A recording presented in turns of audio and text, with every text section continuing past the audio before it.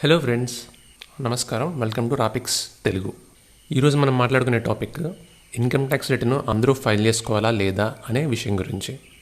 దాంతోపాటు ఈ టాపిక్లో మనం మాట్లాడుకునేవి, మీరు రిటర్న్ ఫైల్ చేసుకోవాల్సి వస్తే ఎప్పటిలాగా ఫైల్ చేయాలి, నెక్స్ట్ ట్యాక్స్ లాస్ ప్రకారం మీరు కంపల్సరీగా ఐటీఆర్ ఫైల్ చేయాల్సిన అవసరం లేకపోతే వాలంటరీగా ఫైల్ చేసుకోవచ్చా, అలా అయితే ఏ కేసెస్లో ఫైల్ చేసుకోవాలి, అండ్ లాస్ట్లో రిటర్న్ ఫైల్ చేయకపోతే మీరు ఫేస్ చేయాల్సిన కాన్సిక్వెన్సెస్ ఏంటి అనే వాటి గురించి కూడా మాట్లాడుకుందాం. ఇంకొక విషయం, ఈ వీడియోలో మనం మాట్లాడుకునేది ఇండివిజువల్ ట్యాక్స్ పేయర్స్ గురించి మాత్రమే. వేరే కేటగిరీ ఆఫ్ ట్యాక్స్ పేయర్స్ గురించి వేరే వీడియోలో డీటెయిల్గా మాట్లాడుకుందాం. అండ్ ఈ ప్రొవిజన్ని మీరు ఏ ఫైనాన్షియల్ ఇయర్కైనా అప్లై చేసి మీ ఐటీఆర్ ఫైలింగ్ రిక్వైర్మెంట్ని చెక్ చేసుకోవచ్చు. ఎప్పుడైనా ప్రొవిజన్ చేంజ్ అయితే డిస్క్రిప్షన్లో అప్డేట్ చేస్తాను. సో టాపిక్లోకి వస్తే, ఇన్కమ్ ట్యాక్స్ యాక్ట్లో సెక్షన్ 139(1) ప్రకారం ఐటీఆర్ ఫైలింగ్ అనేది అందరి ఇండివిజువల్స్కి కంపల్సరీ కాదు. ఎవరికైతే రెలవెంట్ ప్రీవియస్ ఇయర్లో మనం ఇప్పుడు మాట్లాడుకోబోయే ఏదైనా క్రైటీరియాలకు వస్తారో వాళ్ళకి మాత్రమే కంపల్సరీగా రిటర్న్ ఫైల్ చేసుకోవాలి. క్రైటీరియాలకు కవర్ అవ్వకపోతే వారు వాలంటరీగా ఫైల్ చేసుకోవచ్చు. సో ఇప్పుడు క్రైటీరియాస్కి వస్తే, ప్రొవిజన్ని ఈజీగా అర్థం చేసుకోవడానికి మేము 3 క్రైటీరియాస్గా ప్రొవిజన్ని డివైడ్ చేయడం జరిగింది. అండ్ మాట్లాడుకోవడానికి ఈజీగా ఉండాలని క్రైటీరియాస్ అన్నిటికీ నేమ్స్ కూడా ఇవ్వడం జరిగింది. ఈ 3 కేటగిరీస్లో ఏ ఒక్క కేటగిరీలో మీరు ఉన్నా మీకు ఐటీఆర్ ఫైలింగ్ కంపల్సరీ. ఈ ఫస్ట్ 2 కేటగిరీస్ అందరికీ అప్లై అవుతాయి. అండ్ ఈ థర్డ్ కేటగిరీ మాత్రం ఓన్లీ రెసిడెంట్ అండ్ ఆర్డినరీలీ రెసిడెంట్కి మాత్రమే.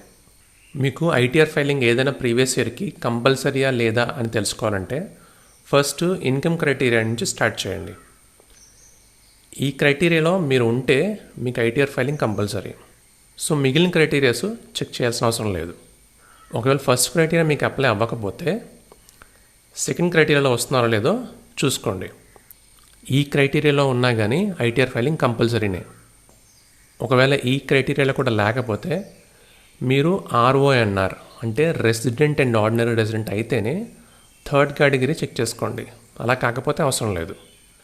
అంటే ఈ 2 క్రైటీరియాస్లో ఏదైనా క్రైటీరియాలో మీరు కవర్ అయితే మీకు ఐటీఆర్ ఫైలింగ్ కంపల్సరీ. మీరు ఆర్ఓఎన్ఆర్ అయితేనే థర్డ్ క్రైటీరియా కూడా చెక్ చేసుకోవాలి. సో వీటిలో ఏ క్రైటీరియా కవర్ అయినా కానీ మీకు ఫైలింగ్ కంపల్సరీ, లేకపోతే లేదు. ఇప్పుడు ఈచ్ క్రైటీరియాలో ఏ కండిషన్స్ ఉన్నాయో ఒకసారి చూద్దాం. First income criteria. జనరల్గా మనలో చాలామంది ఈ క్రైటీరియాలోనే వచ్చేస్తారు. సో జాగ్రత్తగా వినండి. మీ టోటల్ ఇన్కమ్ ఈ డిడక్షన్స్ ఆర్ ఎగ్జంప్షన్స్ని డిడక్ట్ చేయకముందు బేసిక్ ఎగ్జంప్షన్ లిమిట్ కన్నా ఎక్కువ ఉంటే ఆటోమేటిక్గా మీరు ఈ క్రైటీరియాలో వచ్చేస్తారు. ఆ డిడక్షన్స్ ఆర్ ఎగ్జంప్షన్స్ ఏంటి అంటే, సెక్షన్ 80C నుంచి 80U వరకు ఉన్న డిడక్షన్స్, సెక్షన్ 10లో ఉన్న కొన్ని డిడక్షన్స్, అండ్ ఈ క్యాపిటల్ గెయిన్ ఎగ్జంప్షన్స్. సో మీ టోటల్ ఇన్కమ్ని ఈ ఐటమ్స్ని డిడక్ట్ చేయడానికన్నా ముందు చూడాలి. ఆ టోటల్ ఇన్కమ్ మీ బేసిక్ ఎగ్జంప్షన్ లిమిట్ కన్నా ఎక్కువ ఉంటే మీకు ఐటీఆర్ ఫైలింగ్ కంపల్సరీ అనమాట. బేసిక్ ఎగ్జంప్షన్ లిమిట్ అంటే ఏ ఇన్కమ్ లెవెల్ వరకు మీరు ట్యాక్స్ పే చేయాల్సిన అవసరం లేదో ఆ లిమిట్. మీరు ఓల్డ్ స్కీమ్ ఎంచుకుంటే మీ ఏజ్ 60 లోపు అయితే 2.5 lakh, 60 to 80 years మధ్యలో ఉంటే 3 lakhs, అండ్ 80 years ఆ పైన అయితే 5 lakhs మీకు బేసిక్ ఎగ్జంప్షన్ లిమిట్గా ఉంది. అది మీరు న్యూ ఇన్కమ్ ట్యాక్స్ స్కీమ్ ఎంచుకుంటే మీ ఏజ్తో సంబంధం లేకుండా 2.5 lakh మాత్రమే మీ బేసిక్ ఎగ్జంప్షన్ లిమిట్. ఇప్పుడు ఒక చిన్న ఎగ్జాంపుల్ తీసుకొని డిస్కస్ చేద్దాం, మీకు బెటర్గా ఐడియా వస్తుంది. సపోజ్ మీ ఏజ్ 40 years అనుకోండి. మీకు ఏదైనా ఫైనాన్షియల్ ఇయర్లో మీ శాలరీ ఇన్కమ్ 5 lakhs గాను, ఇంట్రెస్ట్ ఇన్కమ్ 50,000 గాను వచ్చిందనుకోండి. అలా వచ్చిన ఇన్కంలోంచి ఎల్ఐసి ప్రీమియం గురించి 80,000, మెడికల్ ఇన్సూరెన్స్ గురించి 20,000 పే చేసి డిడక్షన్స్ క్లెయిమ్ చేస్తున్నారు అనుకుందాం. సో ఈ డీటెయిల్స్ ప్రకారం మీ గ్రాస్ టోటల్ ఇన్కమ్ ఏమో 5,50,000 అండ్ డిడక్షన్స్ ఏమో 1 lakh, ట్యాక్సిబుల్ ఇన్కమ్ వచ్చేసి 4,50,000. ఈ ట్యాక్సిబుల్ ఇన్కమ్నే మనం టోటల్ ఇన్కమ్ అని కూడా అనొచ్చు. ఇక్కడ కొంచెం కేర్ఫుల్గా అబ్జర్వ్ చేయండి. జనరల్గా అయితే మీ ట్యాక్సిబుల్ ఇన్కమ్ 4,50,000 కాబట్టి సెక్షన్ 87A అప్లై అవుతుంది. సో మీరు పే చేయాల్సిన ట్యాక్స్ 0. మరి మీరు ఇన్కమ్ ట్యాక్స్ రిటర్న్ ఎందుకు ఫైల్ చేయాలండి? మీరు ట్యాక్స్ పే చేయాల్సిన అవసరం లేనప్పుడు ఐటీఆర్ ఫైల్ చేసి ఏంటి యూజు అనే డౌట్ వస్తుంది కదా. ఎందుకు ఫైల్ చేయాలంటే ఇక్కడ 2 రీజన్స్ ఉన్నాయి. ఫస్ట్ది, మీరు ఐటీఆర్ ఫైల్ చేయడానికి ఉన్న క్రైటీరియా అండ్ ట్యాక్స్ పే చేయాల్సిన దానికి ఉన్న క్రైటీరియాస్ డిఫరెంట్. ఇక్కడ చూస్తే ఐటీఆర్ ఫైల్ చేయడానికి మనం కన్సిడర్ చేస్తున్న total income before claiming these exemptions or deductions. అదే ఇన్కమ్ ట్యాక్స్ పే చేయాలా లేదా అనే దానికి మనం కన్సిడర్ చేస్తున్నది ఈ డిడక్షన్స్ని అండ్ ఎగ్జంప్షన్స్ని తీసేసిన ఇన్కమ్ని. రెండింటిలోనే టోటల్ ఇన్కమే, కాకపోతే ఒకటి బిఫోర్ డిడక్షన్స్ అండ్ రెండవది ఆఫ్టర్ డిడక్షన్స్. ఇక సెకండ్ రీజన్ ఏంటంటే, మీ ఇన్కమ్ ఎంత ఉంది కాబట్టి ట్యాక్స్ పే చేయాల్సిన అవసరం లేదు అని ఇన్కమ్ ట్యాక్స్ డిపార్ట్మెంట్కి ఎలా తెలుస్తుందండి? తెలియాలంటే మనం ఏదో ఒక రూపంలో డిపార్ట్మెంట్కి కమ్యూనికేట్ చేయాలి కదా. సో అలా తెలియచేయడానికి మనం ఇన్కమ్ ట్యాక్స్ రిటర్న్స్ని ఫైల్ చేస్తాం. మీరు ట్యాక్స్ పే చేయాల్సిన అవసరం లేదనుకోండి, ఇప్పుడు మనం మాట్లాడుకున్న కేసులాగా, అప్పుడు మీ ఇన్కమ్ ఫలానా ఉంది, సో మీరు ట్యాక్స్ పే చేయాల్సిన అవసరం లేదని ఐటీఆర్లో చూపిస్తాం. అలా కాకుండా ట్యాక్స్ లయబిలిటీ మీకు ఉంటే మీకు ఎంత ఇన్కమ్ ఉంది అండ్ దానిపై ట్యాక్స్ ఎంత పే చేస్తారో ఇన్ఫామ్ చేస్తారు, అంతే. ఏదైనా కానీ ఐటీఆర్ ఫైల్ చేస్తేనే ట్యాక్స్ పేయర్స్ తాలూకా ఇన్ఫర్మేషన్ డిపార్ట్మెంట్కి తెలుస్తుంది. సో మీరు ఇన్కమ్ ట్యాక్స్ పే చేయాల్సిన అవసరం లేకపోయినా ఎందుకు ఐటీఆర్ ఫైల్ చేయాలో ఇప్పుడు క్లారిటీ వచ్చింది కదా. అండ్ ఇంకొక ఇంపార్టెంట్ విషయం ఏంటంటే, మీ ఇన్కమ్ మీద టీడీఎస్ ఆల్రెడీ డిడక్ట్ అయినా కూడా మనం మాట్లాడుకున్న ఏ క్రైటీరియాలో మీరు వచ్చినా కానీ ఐటీఆర్ ఫైలింగ్ కంపల్సరీగా చేసుకోవాలి, గుర్తుంచుకోండి. ఇప్పుడు సెకండ్ క్రైటీరియా చూద్దాం. దీనిలో మళ్ళీ 3 కేటగిరీస్ ఉంటాయి. ఈ కేటగిరీస్లో మీరు దేనిలో కవర్ అయినా ఐటీఆర్ ఫైలింగ్ కంపల్సరీ. ఫస్ట్ది, మీ బ్యాంక్ కరెంట్ అకౌంట్లో ప్రీవియస్ ఇయర్లో 1 కోటి దాటి డిపాజిట్ చేసిన, లేక రెండవది ఫారిన్ ట్రావెల్ ఎక్స్పెండిచర్కి మీకు కానీ వేరెవరికైనా కానీ ప్రీవియస్ ఇయర్లో 2 lakhs దాటి స్పెండ్ చేసిన, అండ్ మూడవది ప్రీవియస్ ఇయర్లో మీ ఎలక్ట్రిసిటీ ఎక్స్పెండిచరు 1,00,000 రూపాయలు దాటిన. సో ఇన్కమ్ కేటగిరీలో కవర్ అవ్వకపోతే ఎక్స్పెండిచర్ క్రైటీరియాలో ఈ 3 కేటగిరీస్ని చెక్ చేసుకోండి. కవర్ అయితే కంపల్సరీగా ఐటీఆర్ ఫైల్ చేసుకోండి, అవ్వకపోతే చేయాల్సిన అవసరం లేదు. ఇక థర్డ్ క్రైటీరియా, ఇది రెసిడెంట్ అండ్ ఆర్డినరీ రెసిడెంట్కి మాత్రమే. మీకు ఫారిన్ ట్రిప్స్ లేకుండా ఇండియాలోనే కంటిన్యూస్గా ఉంటున్నట్లయితే మీరు ఆర్ఓఎన్ఆర్ కేటగిరీలోకి వచ్చేస్తారు.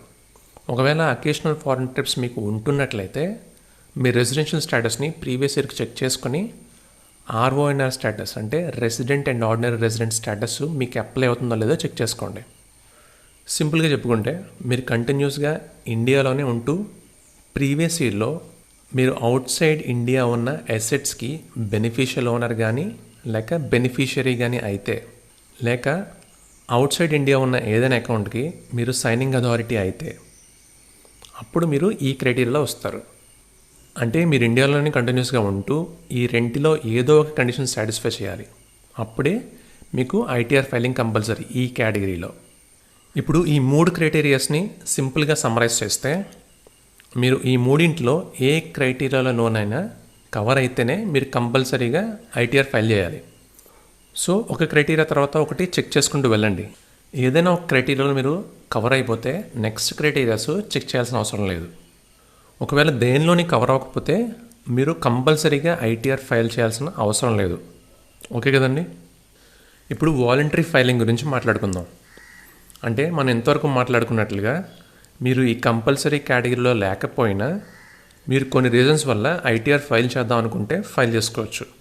సో మ్యాండేటరీ కేసెస్లో అయితే మీకు ఆప్షన్ ఏమీ ఉండదు. ఒకసారి ఏదైనా ఈ క్రైటీరియాలో కవర్ అయిపోతే మీకు నచ్చకపోయినా ట్యాక్స్ లాస్ ప్రకారం ఇన్కమ్ ట్యాక్స్ రిటర్న్ ఫైల్ చేయాల్సిందే.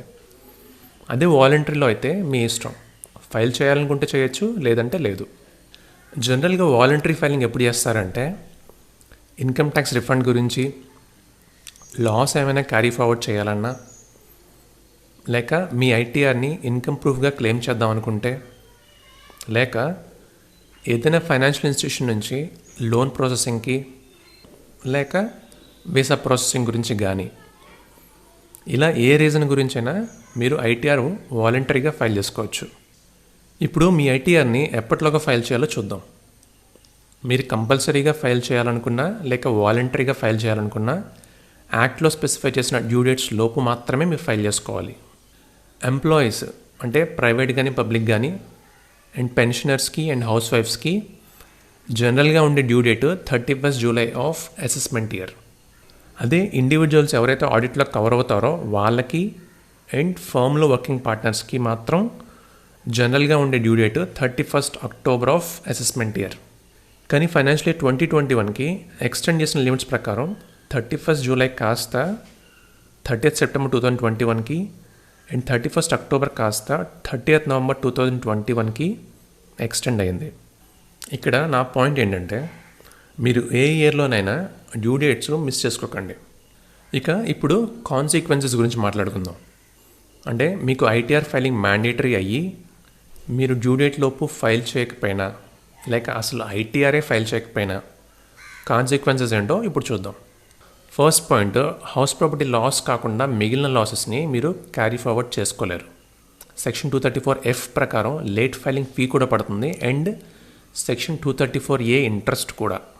అలానే 10A అండ్ 10B ఎగ్జంప్షన్స్ని కూడా క్లెయిమ్ చేయలేరు అండ్ చాప్టర్ 6Aలో పార్ట్ C డిడక్షన్స్ని కూడా క్లెయిమ్ చేయడానికి వీలు ఉండదు. అండ్ ఫైనల్గా డిపార్ట్మెంట్ నుంచి 142(1) ప్రకారం నోటీసెస్ వచ్చే ఛాన్స్ కూడా ఉంది. ఇవి మీ టైం లిమిట్ లోపు మీరు ఫైల్ చేయకపోయినా లేక మొత్తంగా ఐటీఆర్ఏ ఫైల్ చేయకపోయినా మీకు ఉండే కాన్సిక్వెన్సెస్. సో ఇప్పటివరకు మనం మాట్లాడుకున్నది ఒకసారి సమ్మరైజ్ చేస్తే, మనం మాట్లాడుకున్న ఈ 3 క్రైటీరియాస్లో ఏదైనా క్రైటీరియాలో కవర్ అయితే ఐటీఆర్ని కంపల్సరీగా ఫైల్ చేయాలి. అలా కాకుండా మీరు వాలంటరీగా ఐటీఆర్ ఫైల్ చేయాలనుకున్నా కానీ ఫైల్ చేసుకోవచ్చు. మీరు ఎలా ఫైల్ చేయాలనుకున్నా ఏ డ్యూ డేట్స్ లోపు ఫైల్ చేయాలో డిస్కస్ చేసుకున్నాం అండ్ లాస్ట్లో ఐటీఆర్ ఫైల్ చేయకపోతే కాన్సిక్వెన్సెస్ ఏంటో చూసాం. సో ఇదండి ఈరోజు టాపిక్. కాన్సెప్ట్ క్లియర్ అయింది కదా? ఇంకా మీకు డౌట్స్ ఏమైనా ఉంటే కామెంట్ చేయండి. వీడియో నచ్చితే లైక్ చేసి సబ్స్క్రైబ్ చేసుకోండి. ఇంకొక ఇంట్రెస్టింగ్ వీడియోతో త్వరలోనే మళ్ళీ కలుద్దాం. Thank you for watching.